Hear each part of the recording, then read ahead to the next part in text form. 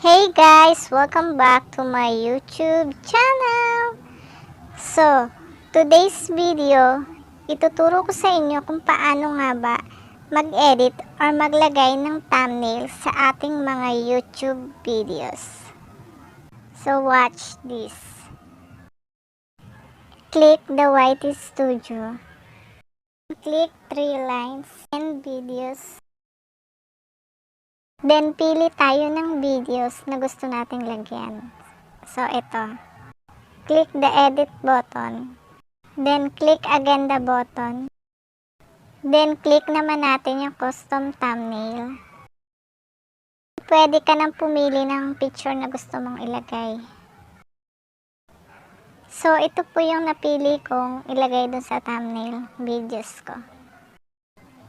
Yan, okay na. Then, save na natin. Then, click na natin yung YouTube channel natin kung napalitan nga siya. Don't forget to subscribe and hit the bell button para lagi kang updated sa mga videos na ina-upload ko. So, ito na. Yan na yung makikita dun sa highlights ng video nyo.